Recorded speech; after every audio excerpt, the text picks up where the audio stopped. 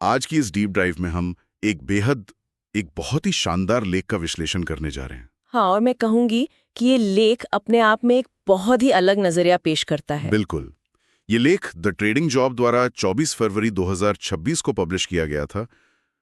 इसका शीर्षक है the impermanence of market cycles and the wisdom of transience. और इस चर्चा का जो मुख्य उद्देश्य है, या कहें जो हमारा मिशन है आज, वो ये समझना है कि कैसे एक सदियों पुरानी कहानी और हमारा अपना मनोविज्ञान मार्केट साइकिल्स को डिकोड कर सकता है। सही कहा। अक्सर होता क्या है कि अर्थव्यवस्था की बातों में हम इंफॉर्मेशन ओवरलोड के शिकार हो जाते हैं। बिल्कुल, इतने सारे चार्ट्स और डेटा होते हैं कि असल बात छिप जाती है। हाँ, तो इस भारी भरकम आर्थिक और गणितीय विश्लेषण से बचने के लिए हम इस चर्चा की शुरुआत एक बहुत ही जानी मानी और बहुत ही शक्तिशाली हिंदी कहावत से करेंगे। वो कहावत है, ये वक्त भी गुजर जाएगा। दिस टू शैल पास। एकदम सही। सुनने में ये एक बहुत ही साधारण सी पंक्ति लगती है ना? लेकिन आज हम यही जानने की कोशिश करेंगे कि कैसे ये छोटी सी बात जीवन और शेयर बाजार दोनों ही जगहों पर टिके रहने का सबसे बड़ा रहस्य है। मैं मानती हूँ कि ये नजरिया बहुत जरूरी है, क्योंकि ये हमें उन जटिल आर्थिक चक्रों को बड़ी आसानी से समझने में मदद करता है। तो द ट्रेडिंग जॉब के इस लेख की शुरुआत एक बहुत ही दिलचस्प कहानी से होती है। मैं श्रोताओं को वो कहानी संक्षेप में सुनाता हूँ। हाँ प्लीज, वो कहानी इस पूरे लेख की नींव है। तो बात एक महान राजा की है जो अपनी मृत्युशैया पर था। वो जानता था कि उसके बाद उसके युवा बेटे को इस पूरे विशाल साम्राज्य को संभालना है। एक बहुत बड़ी जिम्मेदारी थी उस युवा राजकुमार के कंधों पर। बिल्कुल। तो उस राजा ने अपने बेटे को पास बुलाया और उसे एक लकड़ी का एक छोटा सा नक्काशीदार बक्सा दिया। इस बक्से के अंदर 2 मुहरबंद यानी सील्ड पत्र रखे हुए थे, और उन पत्रों के साथ राजा ने कुछ बहुत ही सख्त शर्तें रखी थीं। हाँ, शर्तें बहुत स्पष्ट थीं। पहला पत्र केवल और केवल तब खोला जाना था जब वो युवा राजकुमार, जो अब राजा बनने वाला था, अपने जीवन में सब कुछ खो चुका हो, जब चारों ओर घोर अंधकार हो, हार निश्चित लग रही हो और अंदर की हर एक उम्मीद पूरी तरह से खत्म हो चुकी हो। मतलब पूरी तरह से हारने की स्थिति। बिल्कुल। और दूसरे पत्र को खोलने की शर्त इसके एकदम विपरीत थी।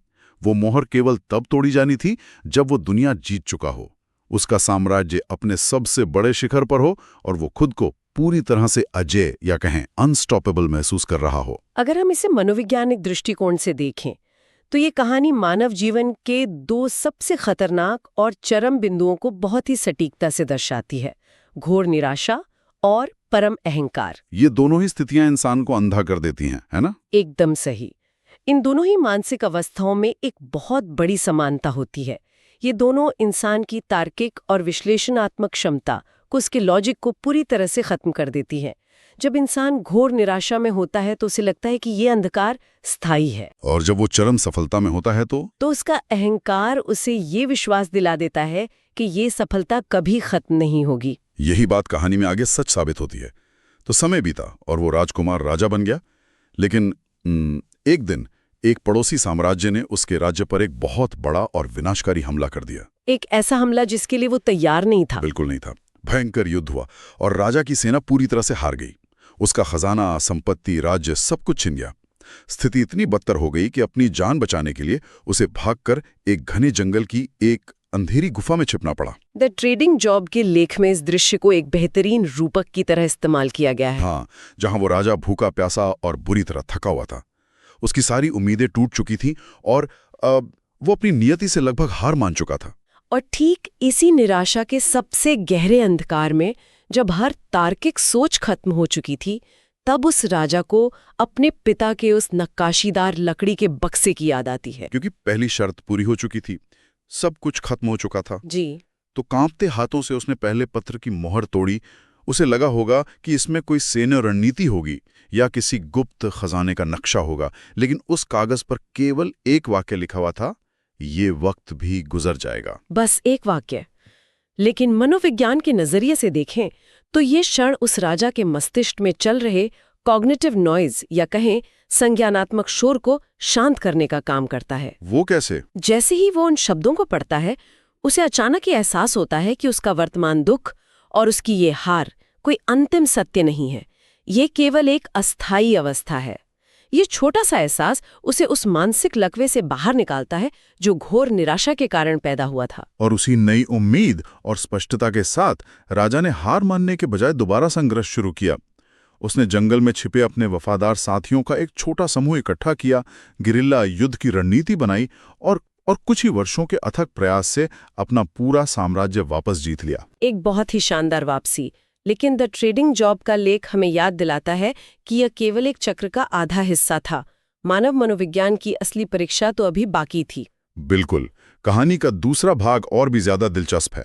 कई साल बीत गए और वो राजा अब एक बेहद शक्तिशाली शासक बन चुका था।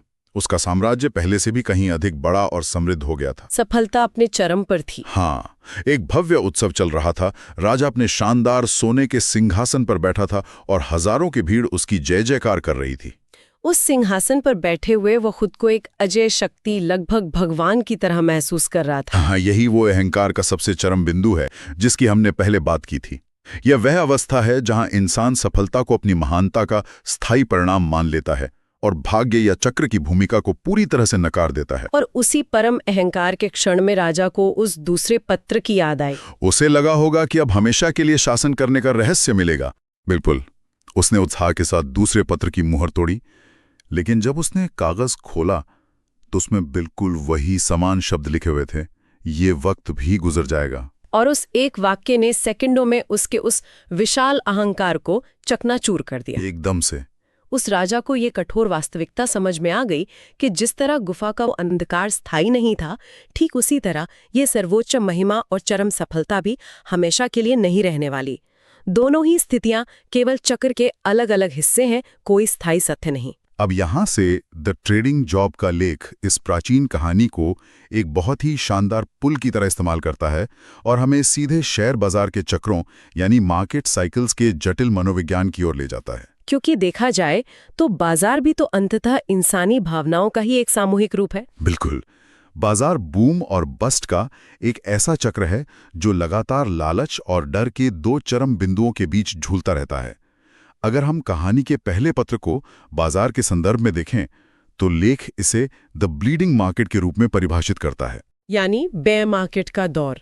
हाँ, मंदी का दौर। और इस मंदी के दौरान का विश्लेषण करना बहुत जरूरी है। जब एक लंबा बेयर मार्केट चलता है तो ये केवल नंबरों का गिरना नहीं होता, ये एक मनोवैज्ञानिक यातना बन जाता है। बिल्कुल बन जाता है। मीडिया में हर तरफ रिसेशन और आर्थिक तबाही चिल्लाई जा रही होती है। आपका पोर्टफोलियो लगातार कई महीनों तक लाल रंग में रहता है। आप जो भी बेहतरीन हाई क्वालिटी बिजनेस का शेयर खरीदते हैं वो अगले दिन और नीचे गिर जाता है। चारों तरफ बस एक भयंकर पैनिक का माहौल होता है। और ठीक इसी घबराहट के माहौल में एक निवेशक की मानसिक स्थिति उस युवा राजा की तरह हो जाती है जो अपना सब कुछ हारकर अंधेरी गुफा में छिपा था। एकदम वही डर। जी, यहाँ इंसान का बायोलॉजिकल फियर, उसका जैविक डर, उसकी तार्किक क्षमता पर हावी हो जाता है। द ट्रेडिंग जॉब के लेख में इस बात पर बहुत जोर दिया गया है कि बेयर मार्केट के निचले स्तर पर, जिसे हम बॉटम कहते हैं, ज्यादातर निवेशक ये मान लेते हैं कि बाजार अब कभी रिकवर नहीं करेगा। उन्हें लगता है दुनिया खत्म होने वाली है। बिल्कुल, वो अर्थशास्त्र के बुनियादी सिद्धांत भूल जाते हैं और घोर निराशा में अपने बेहतरीन शेयर्स को भारी नुकसान में बेच देते हैं। ये वो क्षण है जहां उन्हें पहले पत्र की सबसे ज्यादा आवश्यकता होती है। और लेख बहुत स्पष्ट रूप से सलाह देता है कि गुफा वाले राजा की तरह निवेशकों को भी उस चरम निराशा के समय याद रखना चाहिए कि ये वक्त भी गुजर जाएगा। बेयर मार्केट्स अनंत नहीं होते, कभी नहीं। मंदी खत्म होती है, एक बॉटम बनता है और उसके बाद हर बार एक नए बुल साइकिल का सूरज उगता है। इस सोर्स का मुख्य संदेश यही है कि उस घबराहट के दौर में उच्च गुणवत्ता वाले व्यवसायों को पकड़कर रखना चाहिए और बाजार की वापसी के चक्कर की तैयारी करनी चाहिए। और इसके ठीक विपरीत कहानी का दूसरा पत्र बाजार के उत्साह यानी द यूफोरिक मार्केट को डिकोड करता है। बुल मार्केट का रोमांच। हाँ, एक परिपक्व बुल मार्केट में जो मनोविज्ञान देखने को मिलता है वो बेहद दिलचस्प है। ये वो दौर होता है जब बाजार लगातार बस ऊपर जा रहा होता है। ये वो समय है जब हर कम गुणवत्ता वाला शेयर, मतलब कोई भी कचरा शेयर भी, एक महीने में 2 गुना हो जाता है। आप जो भी दाव लगाते हैं वो मुनाफा देता है। और इस स्थिति में एक आम निवेशक खुद को वित्तीय जीनियस समझने लगता है। बिल्कुल, उसे लगता है कि उसने बाजार को हैक कर लिया है। अति आत्मविश्वास का आलम यह होता है कि लोग भारी लिवरेज लेने लगते हैं और अधिक शेयर खरीदने के लिए लोग लोन तक ले लेते हैं, ये मानकर कि ये अपट्रेंड तो अब अनंत है, कभी खत्म ही नहीं होगा। ये स्थिति हूबहू उस सोने के सिंहासन पर बैठे राजा के परम अहंकार के समान है। जब बाजार में चारों तरफ केवल पैसा बन रहा होता है तो इंसान ये मान लेता है कि ये उसकी असाधारण बुद्धिमत्ता का परिणाम है, ना कि एक व्यापक बुल साइकिल का। लेकिन द ट्रेडिंग जॉब का लेख यहाँ वॉल स्ट्रीट के एक बहुत ही पुरानी और कठोर सच्चाई का जिक्र करता है। Trees do not grow to the sky. पेड़ आसमान तक नहीं बढ़ते। ये पंक्ति बहुत ही गहरा अर्थ रखती है। भले ही बाजार की भावनाएं कितनी भी चरम पर हों, लेकिन पेड़ों के बढ़ने की एक प्राकृतिक सीमा होती है। आर्थिक संदर्भ में इसका अर्थ ये है कि वैल्यूएशन हमेशा मायने रखती है। बिल्कुल मायने रखती है। जब बाजार में यूफोरिया होता है तो शेयरों की कीमतें उनके वास्तविक मूल्य से बहुत आगे निकल जाती हैं। लेकिन गणित और अर्थशास्त्र के नियम अंततः अपना काम करते हैं। एक करेक्शन आना पूरी तरह से निश्चित होता है। और बाजार का अपना एक बहुत ही निर्मम तरीका होता है उन लोगों को विनम्र बनाने का जो अत्यधिक लीवरेज लेकर खुद को इस चक्र से बड़ा समझने लगते हैं। इसीलिए दूसरे पत्र की सीख ये है कि जब चारों तरफ असीमित उत्साह हो, तब मुनाफा सुरक्षित करना और जमीन से जुड़े रहना बहुत आवश्यक है। ये वक्त भी गुजर जाएगा को याद रखना उस समय एक सुरक्षा कवच का काम करता है। इस पूरी चर्चा का सार द ट्रेडिंग जॉब के लेख में दिए गए एक बहुत ही महत्वपूर्ण सिद्धांत पर आकर टिकता है, जिसे स्थायित्व का भ्रम या द इल्यूजन ऑफ परमानेंस कहा गया है। यह एक बहुत ही अहम मनोवैज्ञानिक पहलू है। इंसान का दिमाग कुछ इस तरह से प्रोग्राम किया गया है कि वो वर्तमान स्थिति को ही भविष्य का स्थायी सच मान लेता है। इसे मनोविज्ञान में रीसेंसी बायस भी कहा जाता है ना? बिल्कुल। जब बाजार में भारी गिरावट आती है तो भीड़ सोचती है कि कीमतें हमेशा गिरती ही रहेंगी और अंततः शून्य हो जाएंगी। और इसके विपरीत जब कोई शेयर लगातार बढ़ रहा होता है तो वही भीड़ ये मान लेती है कि यह वृद्धि अब हमेशा जारी रहेगी। और यही स्थायित्व का भ्रम ही बाजार में होने वाले सबसे बड़े और विनाशकारी वित्तीय नुकसानों का मूल कारण है। जी, लेकिन लेख के अनुसार एक अनुभवी या सीजन्ड इन्वेस्टर का नजरिया इस भीड़ की मानसिकता से पूरी तरह अलग होता है। एक अनुभवी निवेशक कभी भी भावनाओं के बहाव में नहीं बहता। ऐसा इसलिए है क्योंकि वो बाजार को चक्रों की एक श्रृंखला के रूप में देखता है।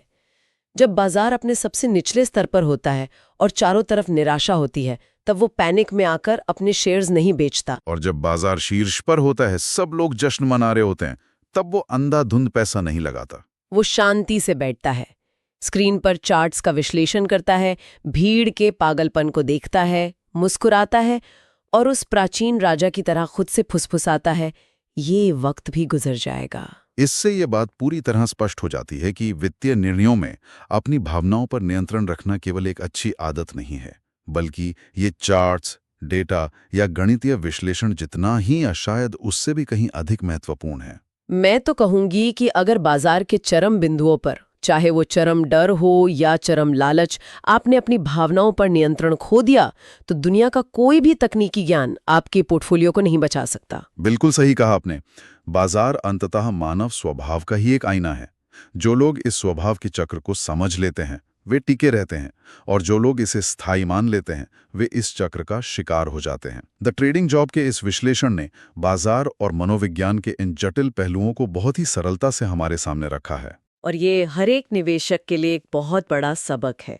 लेकिन इस चर्चा को विराम देने से पहले एक ऐसा नया और विचार उत्तेजक सवाल मेरे मन में आ रहा है जो इस लेख के मूल विषय से ही प्रेरित है। बताइए, क्या सवाल है? देखिए, अब तक की चर्चा में हमने यह स्थापित किया कि बाजार के चक्र मुख्य रूप से मानवीय भावनाओं यानी डर और लालच द्वारा संचालित होते हैं। लेकिन आज का युग तकनीक का है।